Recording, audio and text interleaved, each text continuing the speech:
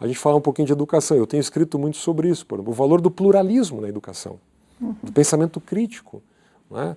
O apreço pela facticidade, pela informação exata, pela pesquisa, pelo dado empírico. Então, mas quando você fala sobre educação nos seus artigos, você também critica os livros que vão para a escola contando a nossa história. Exatamente.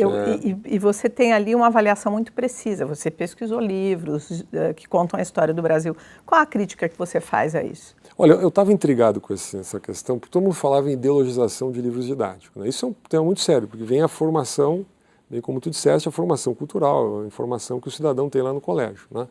Ainda quando jovem. E eu fui pesquisar, então eu selecionei os 10 livros didáticos de história mais vendidos do Brasil, né?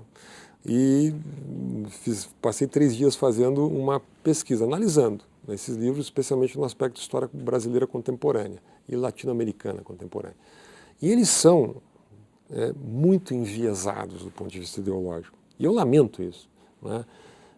Então oferece uma visão unidimensional para o aluno. Só um dado, por exemplo, vou dar 2 dados, só para exemplificar, né? Quando compara o governo Lula com o governo Fernando Henrique, é o ícone do bem contra o ícone do mal, né? As forças do bem contra as forças do mal.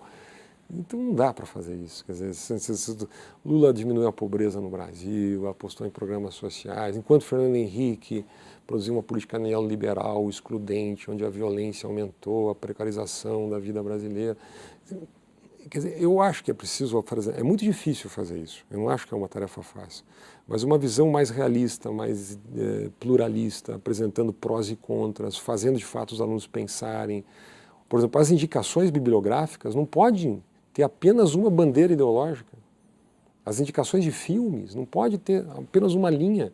Por exemplo, quando trata de ditaduras na América Latina, né?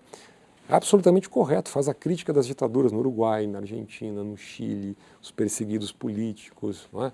As madres da Praça de Maio, tudo isso é absolutamente importante. A defesa dos direitos humanos, as liberdades, etc. Quando analisa a ditadura cubana, depois, os livros apoiam a ditadura cubana. Aí não tem, lá em Cuba tem as madres de Maio, né? Que são as damas de branco. As damas de branco, que todos os domingos de manhã saem pelas ruas de Havana, né, com flores, com ramos de flores, e fazem uma passeata silenciosa, e são duramente reprimidas. Não aparece nos livros didáticos. Não tem nem equidistância. Então, quer dizer, lá a ditadura é boa.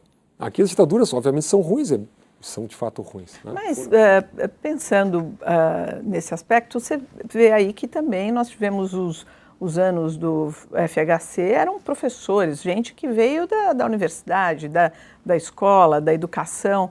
E por que você imagina que isso não foi corrigido? Eu acho que, concordo inteiramente, esse é um dado interessante. Não vem de hoje. Isso não vem de hoje. Isto é uma tradição brasileira. Por quê?